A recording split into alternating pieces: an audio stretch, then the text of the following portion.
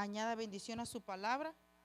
Estamos pidiéndote, Señor, en esta noche que añadas bendición a tu palabra.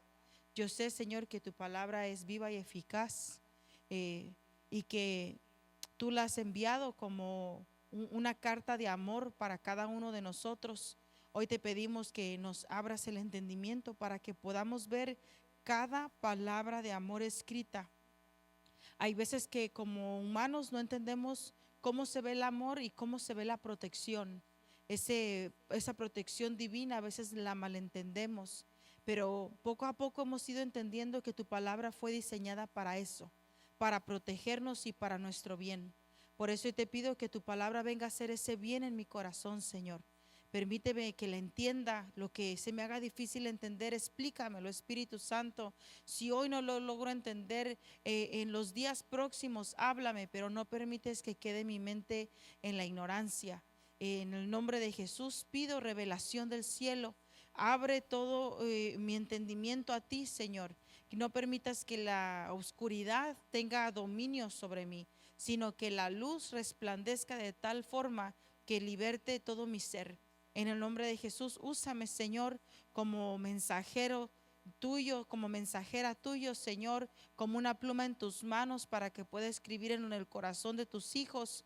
Úsame, Señor, como un portador de palabras que traen vida, Señor, hacia las cosas del Espíritu, pero muerte a las cosas de la carne. En el nombre de Jesús, que el pueblo que está escuchando esta palabra sea para ellos como pan, como miel, como agua, Señor, un sustento que solidifique la fe de cada uno de ellos. Te lo pido en el nombre de Jesús, Señor.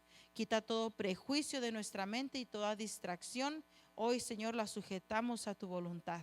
En el nombre de Cristo, tu Hijo amado, decimos amén. Amén. Amén quiere decir, hazlo, Señor. Sí, Señor. Amén. Bien, hemos estado tocando el tema del velo. Este tema, todos los temas me apasionan. Lo escribí el martes pasado, así que hay cosas que yo voy a estar refrescando juntamente con usted. Amén. Quiero comenzar con esta declaración. La iglesia es algo que se está construyendo. Amén. Hay planes espirituales arquitectónicos para la edificación de la iglesia. Dice la palabra de Dios que el ángulo o la piedra sobre la cual se edifica este edificio espiritual es nuestro Señor Jesucristo. Entonces Él dejó los apóstoles bien preparados y capacitados a través de sus parábolas y enseñanzas, a través del ejemplo, pero también vino después la llenura del Espíritu Santo para enseñarles cómo edificar la iglesia. Entonces hay un perito arquitecto, es Pablo. Pablo, yo siempre me equivoco de nombres, pero ahorita lo vamos a ver. Creo que es Pedro. Pedro es el perito arquitecto, amén. Entonces hay enseñanzas que vamos a estar aprendiendo para poder edificar sabia y sanamente. Entonces una de las cosas que vemos es que el Antiguo Testamento era la preparación de lo que venía. En el Antiguo Testamento el Señor manifestó que a la tierra vendría un Salvador, un Redentor. A la tierra venía Dios manifestado en forma de hombre para salvación de la humanidad. En los evangelios vemos la manifestación de esa preparación, ¿verdad? Entonces en Mateo, Lucas, Juan, Marcos, vemos la manifestación de esa palabra profética que se dio en el Antiguo Testamento. También en los evangelios vemos la propagación de este plan divino. Amén. Vemos en las epístolas la explicación del plan divino, y en Apocalipsis se ve la consumación de ese plan. Y no quiero irme rápido en esto, quiero que nos quede claro que el evangelio es la propagación de las buenas nuevas. Cristo vino a la tierra a salvar a aquellos que viven lejos de Dios. Fue lo que leímos cuando Jesús dijo: yo estoy en los negocios de mi Padre. ¿Cuáles eran los negocios del Padre? Estar rescatando a aquellos que viven lejos de Dios. Entonces nos dejó las palabras de buenas nuevas para que esta propagación de un plan divino se dé en la tierra. Y él dijo que él regresaría cuando esta propagación hubiera alcanzado hasta los rincones más remotos de la tierra. Amén. Entonces las epístolas nos explican cómo se debe de hacer esta propagación y Apocalipsis es la consumación. ¿Por qué Apocalipsis? Porque ahí nos muestra que seremos tomados y seremos presentados delante del juez y cada quien dará cuentas por sus acciones y por sus obras. Se ve como la iglesia pasa a esa atmósfera divina por la eternidad. Amén. Entonces nuestra base bíblica para el tema del día de hoy, una nota que allá está, que aquí no tengo, no sé cómo, aquí. Las regulaciones que Pablo, ok, sí es Pablo, las regulaciones que Pablo explicó en las epístolas ayudan a la iglesia a ser buenos administradores de las cosas del Espíritu y de las cosas del reino. En las epístolas encontramos la instrucción de cómo edificar. Avancemos, Primera de Corintios 11 y vamos a estar leyendo del 1 al 15, con énfasis en el verso 10. Os alabo, hermanos, porque en todo os acordáis de mí y tenéis las instrucciones tal como os las entregué. Y dice, y retenéis. Creo que ya voy a ocupar lentes, qué mala onda. Os alabo, hermanos, porque en todo os acordáis de mí y retenéis, o sea, guardas las instrucciones tal como os las entregué. Pero quiero que sepáis que Cristo es la cabeza de todo varón y el varón es la cabeza de la mujer y Dios la cabeza de Cristo. Todo varón que ora o profetiza con la cabeza cubierta afrenta su cabeza. Pero toda mujer que ora o profetiza con la cabeza descubierta afrenta su cabeza. Porque lo mismo es que si se hubiese rapado. Porque si la mujer no se cubre, que se corte también el cabello. Y si le es vergonzoso a la mujer cortarse el cabello o raparse, que se cubra. Porque el varón no debe cubrirse la cabeza, pues él es imagen y gloria de Dios. Pero la mujer es gloria del varón. Porque el varón no procede de la mujer, sino la mujer del varón. Y tampoco el varón fue creado por causa de la mujer, sino la mujer por causa del varón.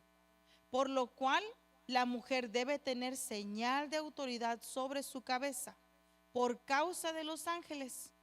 Pero en el Señor ni el varón es sin la mujer, ni la mujer sin el varón. Porque así como la mujer procede del varón, también el varón nace de la mujer. Pero todo procede de Dios.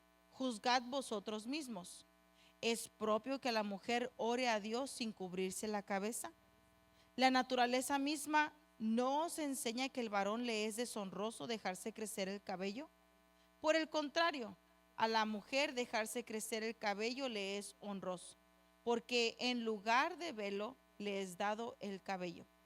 Aquí donde dice que el hombre fue hecho a imagen de Dios, y esa es la gloria de Dios, la mujer no fue hecha a imagen de Dios, la mujer fue sacada de la costilla. Entonces ella es corona del varón. Entonces Dios es un Dios invisible. Porque Dios es un Dios invisible, el hombre no usa una cobertura visible, usa la cobertura divina de Dios. Pero como la cobertura de la mujer es el varón y él sí es visible, la cobertura de la mujer tiene que ser visible. Por eso la mujer usa una señal visible de sujeción. Hay diferentes razones porque la mujer necesita dar una señal de sujeción. Le explico. Y no voy a entrar en detalle en esto, solo lo voy a dar un brochazo. Las entidades que se revelaron en el cielo son femeninas. Por ejemplo, la rebeldía es femenina, la insujeción es femenina, la iniquidad es femenina. Amén. Entonces hay diferentes entidades femeninas que en los cielos se revelaron. Entonces, por causa de los ángeles y del ámbito espiritual en el que operamos, necesitamos una señal visible de que estamos bajo sujeción. Muy poco entendemos que cuando estamos operando en lo natural, está sucediendo mucho más en lo no visible que en lo visible.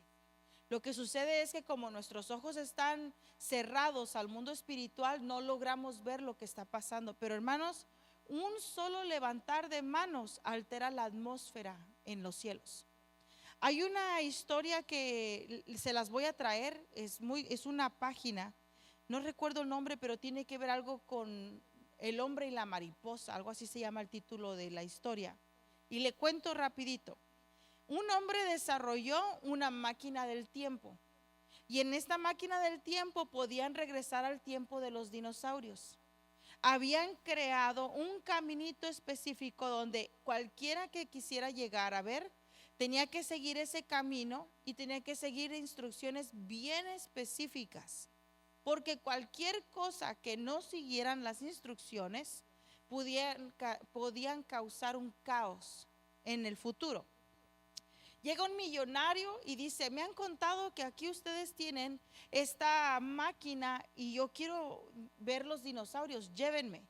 Y empiezan a firmar contratos. Usted está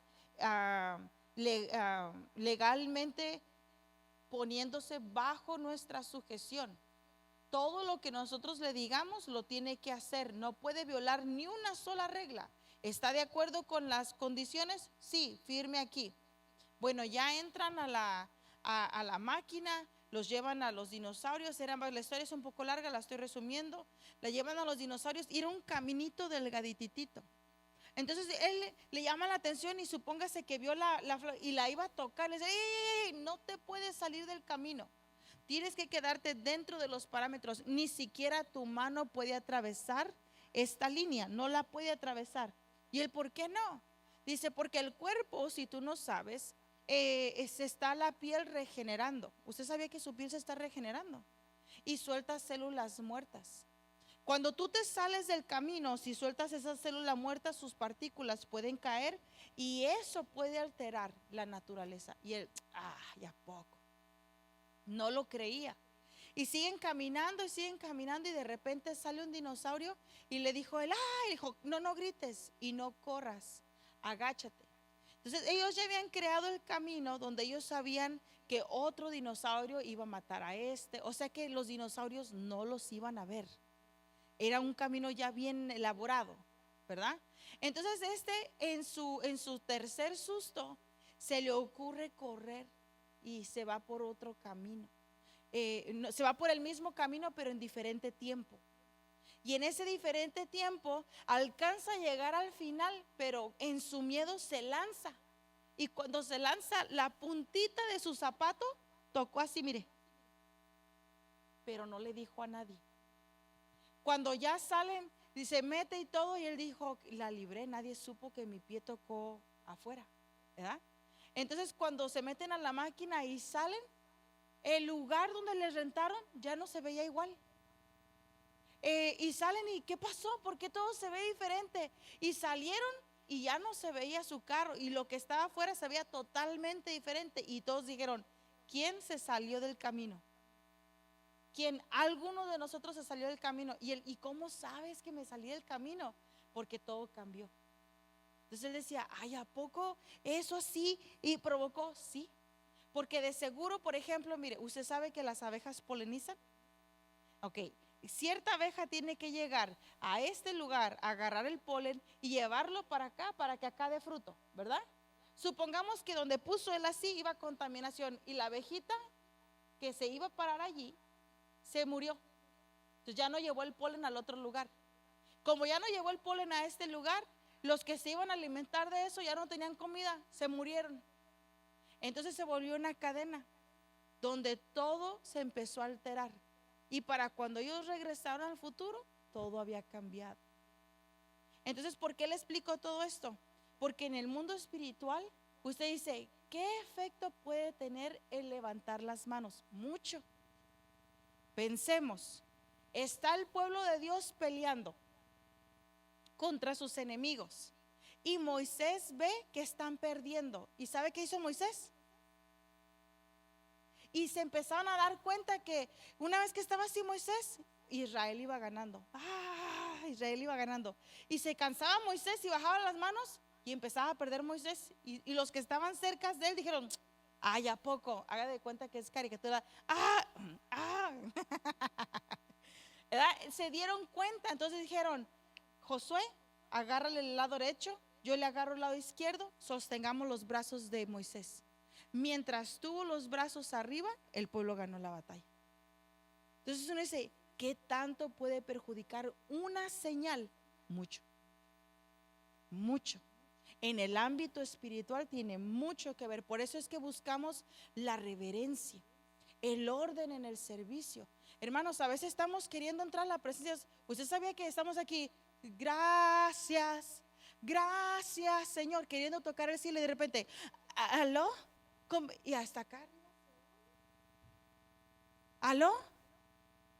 El otro día estaba yo dirigiendo y tuve que hacerla así, mire, shh, porque hasta acá yo oía la conversación. Yo estoy tratando de adorar a Dios y allá había una conversación allá atrás y digo, si supieran lo que eso afecta, el mundo espiritual. Entonces, una señal que no se sigan los principios del reino altera toda la atmósfera. Y yo le digo, vamos a aprender, ¿verdad? Entonces, mejor seguimos. Señal de autoridad es un símbolo de sumisión y es un símbolo de sujeción. Entonces, ¿cuál es la diferencia entre señal y símbolo?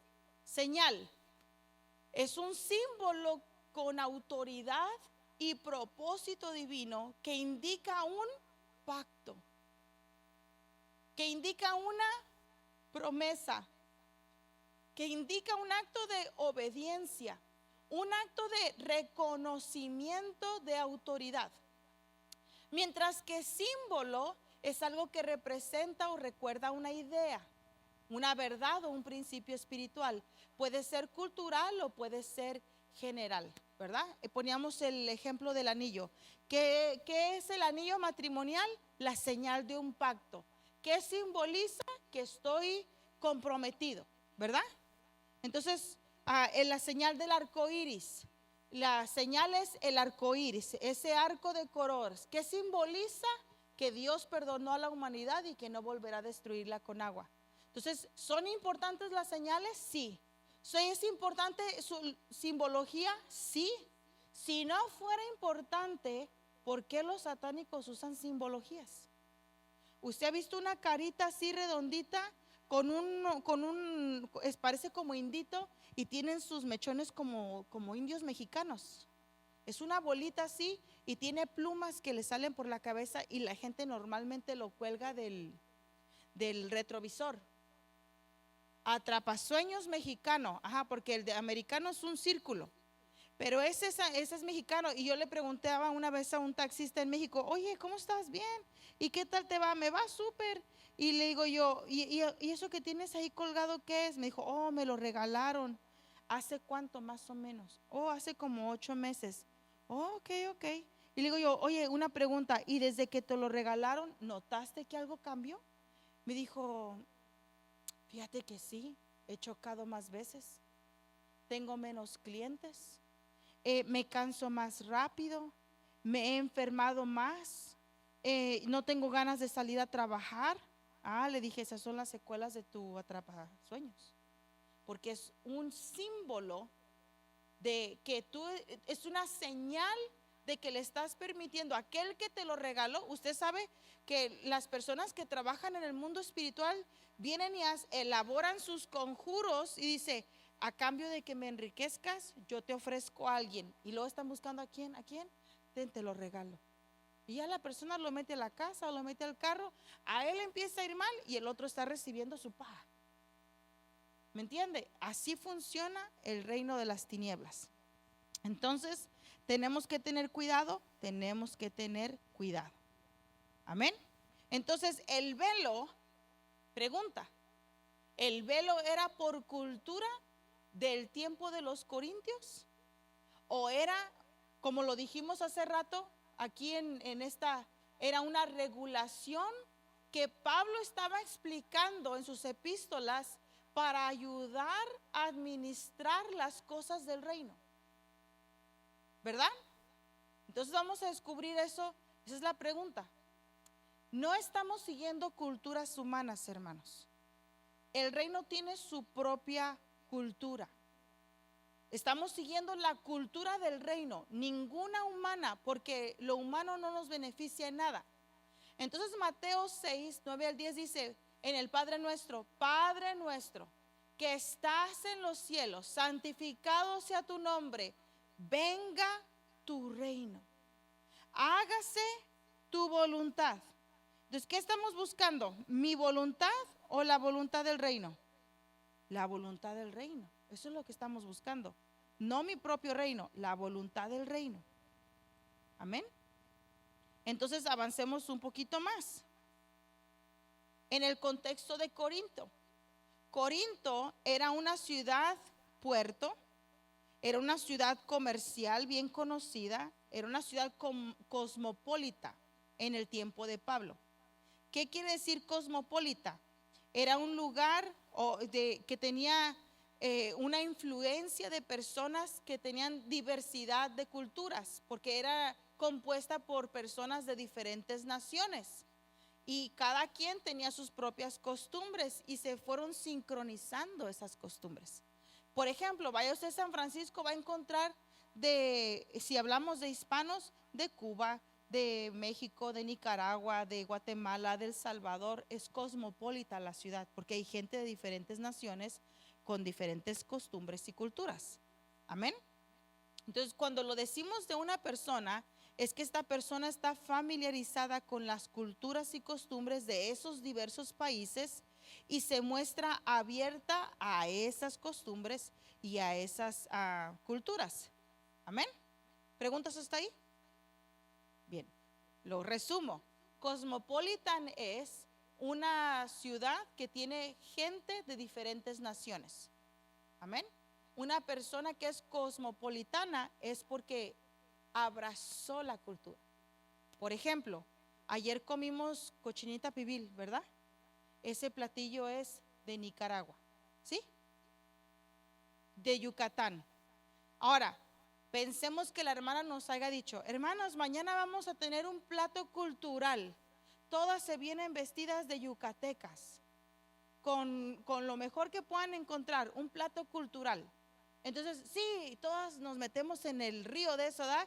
Y llegamos aquí, ay, qué bonita tu falda, ay, tu collar, ay, qué bonito. Abrazamos la cultura. Y luego el otro domingo vamos a hacer una comida mexicana y todas llegan de mariachi y de adelitas, así de, ay, ¿verdad? Estamos abrazando las diferentes culturas, eso es ser cosmopolitano. Entonces, sin querer, fíjese que sí hemos abrazado diferentes culturas. Por ejemplo, yo soy mexicana y yo no sueno como mexicana. Yo sueno como francesa. No es cierto. A veces sueno como de El Salvador, ¿verdad? A veces me dicen si soy del Salvador o de Guatemala. Digo, no, soy mexicana. No sé qué me pasó. Mi suegra es del Salvador. Entonces, cuando Pablo visitó a la iglesia de Corintios, vio que la iglesia estaba formada por creyentes de diferentes trasfondos, griegos, romanos, judíos y personas recién salidas del paganismo.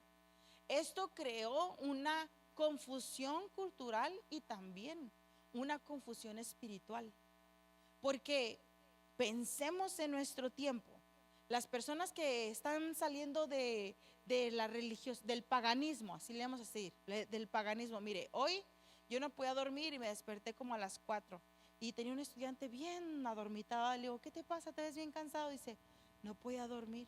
Le digo, no. Dice, no. ¿Y por qué? No sé, me sentí muchas ganas de orar. Yo dije, de orar, porque los cristianos decimos orar, los católicos dicen rezar. Entonces dije, de orar. Y me dijo, sí.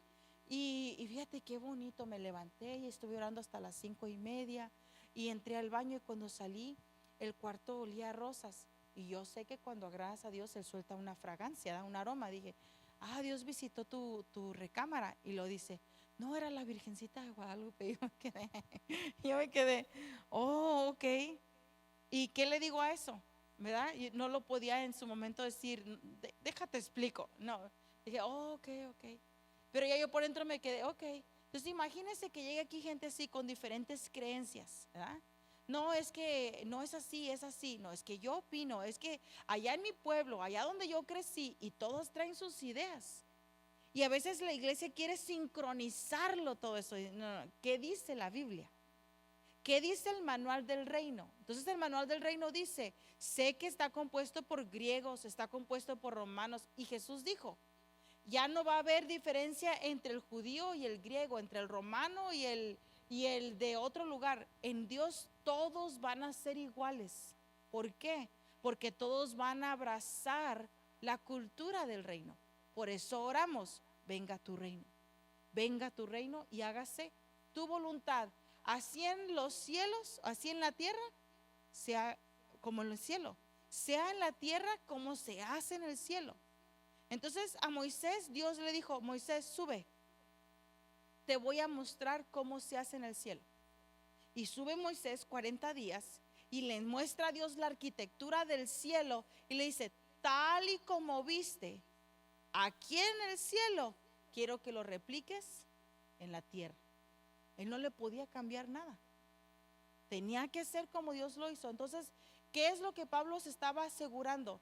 Déjate enseño cómo el Espíritu está diciendo que tenemos que construir. Amén. Entonces, aunque algunas mujeres en aquel tiempo ya usaban velo en la sociedad, al entrar a la congregación muchas pensaban que en Cristo ya no había distinción y que ya no necesitaban seguir la práctica de usar el velo. Entonces Pablo aclara que la libertad en Cristo no elimina el orden de autoridad.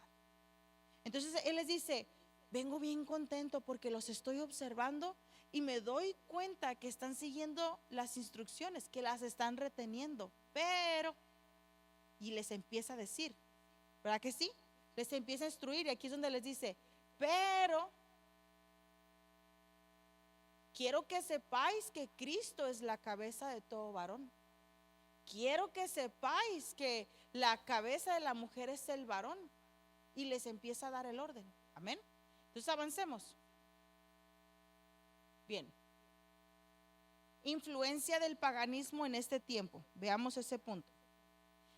Era famoso Corinto por su idolatría y por su vida inmoral.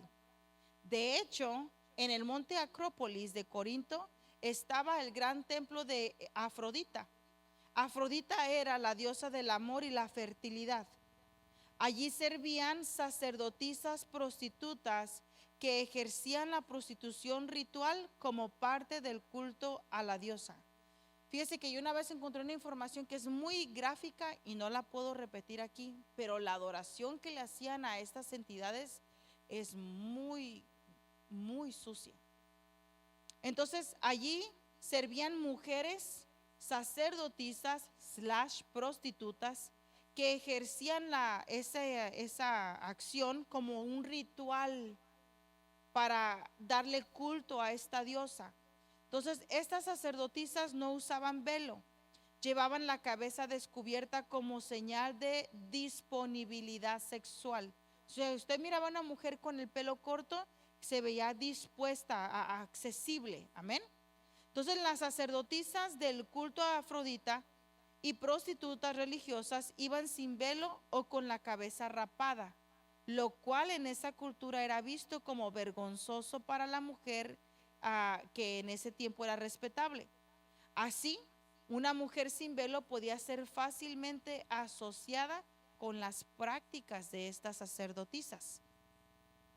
Algunas mujeres en la iglesia quizás imitaban esto pensando que era libertad espiritual, pero Pablo corrige que eso deshonraba a sus esposos y también confundía el testimonio cristiano. O sea, llegaba alguien y decía, oh, aquí no se ponen velo. Ah, pues yo tampoco. Y se lo quitaban. Entonces empezaron a mandar el mensaje equivocado a la autoridad. Amén. Y hablamos de autoridades espirituales en este caso. Entonces, veamos qué le dijo a los hombres de acuerdo a la cultura. En el mundo judío, los hombres se cubrían la cabeza para orar. Usan la kipa o el talit. Y Pablo enseña que en la iglesia los hombres debían orar descubiertos porque su cabeza es Cristo. Entonces, si se cubren la cabeza cuando están en la iglesia, están deshonrando a Dios. Por eso, aún en mi tiempo de niña, yo veía que entraba alguien a la iglesia, hombre, y si traía su tejana, su gorra, se la quitaba, entraba al templo, salía, se la ponía. ¿Por qué? Porque es honra hacia Dios. Amén. En cambio, a la mujer debía cubrirse porque su cabeza es el varón. ¿Preguntas hasta ahí? ¿Va bien? Bien. Primera de Pedro 2:17 dice lo siguiente: honrad a todos, amad a los hermanos, temed a Dios, honrad al rey. Y voy a leer mis notas. El varón no debe descubrirse, en cambio, no debe cubrirse. En cambio, la mujer debe cubrirse al orar o profetizar. Ambos deben obedecer para no caer en una acción que traducida al griego es kataischuno, que quiere decir afrentar, avergonzar, sonrojar, ruborizar, apenar a la cabeza que le corresponde. Amén. La palabra varón en griego se traduce como eikon, que quiere decir imagen. También se traduce como representación, parecido y retrato. El hombre es imagen de Dios. El hombre representa a Dios en la tierra. El hombre se parece a Dios. Amén. Es la gloria de Dios. También la palabra varón creo que es hebreo, es doxa. Y esto se traduce a gloria, honor, dignidad, alabanza, elogio, reverencia de Dios. Amén.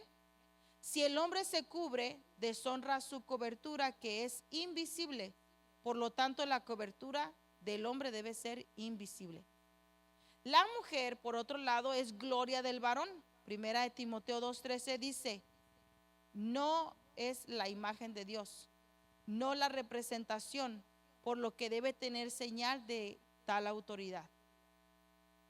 Si la mujer piensa, o sea, con su intelecto o razonamiento, y decide no cubrirse, dice Pablo que si decide no cubrirse, entonces mejor que se rape. Qué duro, ¿verdad? Tú debes, como mujer, llevar una señal de que estás bajo autoridad. Pero si decides no dar la señal de que estás bajo autoridad, entonces que se rape la cabeza, para que sea notorio que estás abiertamente diciendo: no estoy bajo autoridad. Amén. Ahora, ¿por qué Pablo insiste en el velo? Cuando Pablo escribe a los Corintios, esta preocupación lo hizo por las siguientes razones. Pablo eleva la costumbre cultural y la conecta con un principio divino de autoridad y honra. Si las mujeres cristianas oraban o profetizaban sin velo, podían ser vistas culturalmente como rebeldes, deshonrosas o incluso similares a las prostitutas del templo. Recuerde que en aquel tiempo las sacerdotisas de Afrodita, sus características eran que no tenían cabello o tenían la cabeza rapada, o sin velo. Entonces, dentro de la iglesia no querían que se confundiera ¿a quién están adorando? ¿A Dios o a un Dios pagano? Entonces era una señal de la mujer que está en este templo está sirviendo al Dios vivo, al único Dios. Amén. Mientras que las sacerdotisas representan su servicio a través de no tener velo y tener la cabeza rapada. Cuando había mujeres dentro del templo de los hijos de Dios que no se cubrían la cabeza, esto dañaba el testimonio de la iglesia, porque el velo era entendido como una señal de respeto y de honra en esa sociedad. Por eso Pablo dice en 1 Corintios 11:6 que la mujer que no se cubre, que mejor se corte el cabello. Una forma irónica de decir: si no quieres mostrar honra, te pones en el mismo nivel a las inmorales. Amén. La enseña de que la mujer cristiana no debía perder su testimonio imitando las costumbres inmorales que le rodeaban en aquel entonces. Amén. Entonces con eso avanzo para decir que el reino de Dios tiene un sistema. Tiene un sistema de gracia, como también tiene un sistema de gobierno. Pero aunque son diferentes, no se separan, se complementan el uno del otro. En el sistema de la gracia, hermanos, todos somos iguales. Y eso usted lo puede ver en Colosenses 3:25. Mas el que hace injusticia recibirá la injusticia que hiciere, porque no hay acepción de personas. ¿Lo nota? Y en 1 Corintios 11:11 dice: pero en el Señor ni el varón es sin la mujer, ni la mujer es sin el varón. Entonces, en la gracia no hay excepción de personas. El tema de la sujeción es para todos, no solo para la mujer, pues Dios no hace excepción de personas. Así como la sujeción beneficia a la mujer y la protege, de la misma forma beneficia y protege también al hombre. Pero en el sistema de gobierno, hermanos, hay una jerarquía, y lo puse como gráfica allí. 1 Corintios 11:3-4 dice: pero quiero que sepáis que Cristo es la cabeza de todo varón, y el varón es la cabeza de la mujer, y Dios la cabeza de Cristo. Y todo varón que ora o profetiza con la cabeza cubierta, afrenta su cabeza. Esta gráfica se las puse la semana pasada. Entonces, la mujer, su cabeza es el hombre. Como es visible, la cobertura es visible. El hombre, su cabeza es Jesús, y como él no es visible, la cobertura no es visible para el hombre. Y Jesucristo, su cobertura es el Padre, que no es visible, entonces también él no se cubrió, no necesita cubrirse la cabeza. Amén. Bien. El sistema de gracia, en el sistema de gracia el hombre y la mujer son iguales, pero en el sistema de gobierno son diferentes porque Dios estableció estas jerarquías. Entonces, cada autoridad debe tener su correspondiente sujeción. Efesios 5:22 dice: porque el marido es cabeza de la mujer, así como Cristo es cabeza de la iglesia, la cual es cuerpo, y él es su Salvador. Amén. ¿Preguntas hasta aquí? Yo creo que el tema quedó claro. Amén. El próximo lunes, ¿qué me falta aquí? El próximo lunes vamos a estar hablando de cuando explica por causa de los ángeles. Amén. Por causa de los ángeles hay que usar el velo. Por esta noche yo creo que quedamos claros con el tema, a menos que haga preguntas. ¿Hay preguntas? ¿Tienes una pregunta? Dime. Sí.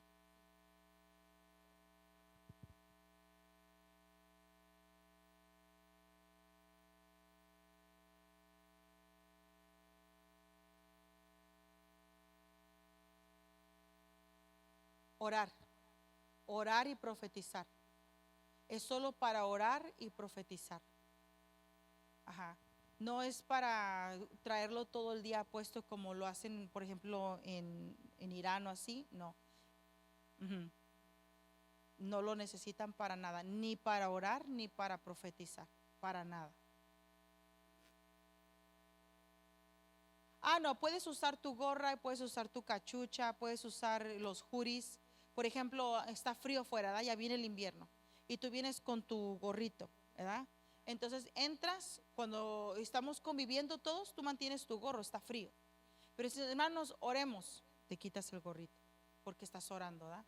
Cuando oras, como Cristo es tu cabeza, no lo puedes mantener, lo quitas. En el nombre de Jesús, Padre, amén. Te la pones y nos sentamos. Ajá.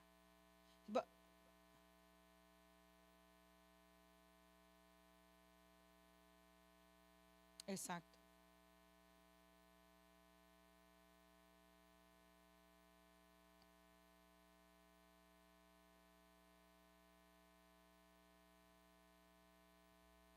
Ajá. Sí, y todos. Ujú. Sí, yo también lo llegué a ver. Qué interesante, ¿verdad? Que sí estaba esa parte bien marcada. Ajá, sí, sí.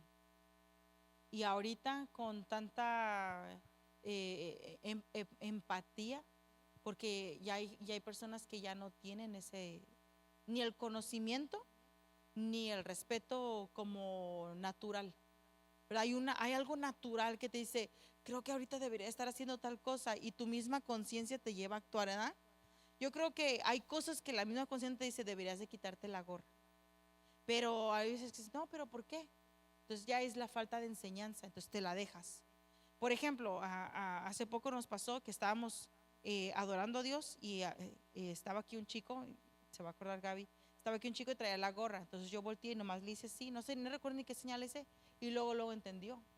Mi señal no fue tan así como súper visible, solo fue y entendió y se la quitó. Quiere decir que él ya en su mente ya sabía que no la tenía que tener. Solo ha de haber dicho, pues ¿qué tiene de malo? La falta de enseñanza, ¿verdad? Pero algo dentro de él, yo sé que ya le decía eso. Entonces, para cerrar lo que dijiste, sí, el hombre no debe de cubrirse la cabeza a la hora de orar, nada más orar o profetizar.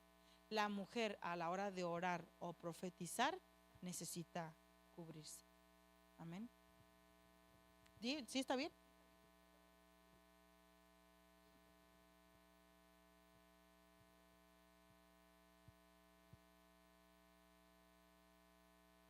Puede ser cualquier cosa. Lo velo es lo práctico, lo más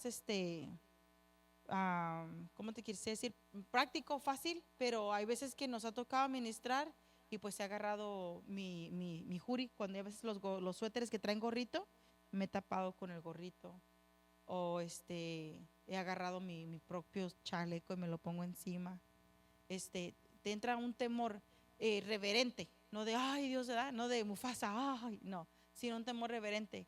Ah, yo soy de las personas que digo, bueno, yo puedo obrar con o sin, ¿verdad? No me limita. Pero cuando entro al tema de la sujeción y qué señal, ahí sí digo, no, tengo que entrar a la sujeción, ¿verdad? Por ejemplo, mira, a veces estoy en el piano, ¿verdad? Estoy en el piano y yo sé que si quito los dedos para ponerme el velo, me pierdo. Y digo, entonces no soltaba el piano y seguía tocando. Traigo el velo aquí en los hombros, pero no me lo ponía. Entonces empecé a decir, no me lo tengo que poner. Entonces ahora aunque pare la música, me pongo el velo y sigo. Y a veces se me cae, pues ya nomás lo jalo así. Pero quiero tener esa reverencia delante de Dios para poder fluir. Entonces, al final del día, lo que Dios ve es la actitud de sujeción. ¿Verdad? La actitud de, ok, voy a obedecer. Esa es la actitud que Dios busca. Y cuando Él ve esa actitud, Él fluye. Miraron el domingo qué bonito fluyó el Señor. Entras en esa actitud de Señor, me rindo, y Él empieza. Ay, el domingo estuvo, a mí me bendijo mucho. Que Dios nos siga dando más días así, ¿verdad? Pero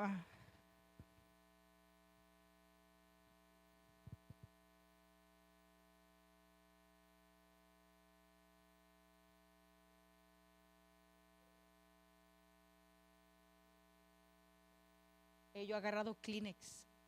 Yo he agarrado Kleenex y me pongo un Kleenex ahí. Ajá. Sí, se siente raro. Ya una vez que tienes la enseñanza, ya se siente raro. Bien, oremos. Padre, oramos delante de ti, te damos gracias por tu palabra. Sabemos que este tema no es de cultura humana. Estamos siguiendo las enseñanzas de tu reino. Queremos entrar en esa obediencia, Señor, enséñanos. Que nada sea por imposición, que nada sea porque es forzado, sino que todo sea porque es una respuesta a tu amor. Te doy gracias por tu espíritu y por esta casa, Señor. En el nombre de Jesús. Amén. Y amén. Podemos salir. Amén, mis hermanos.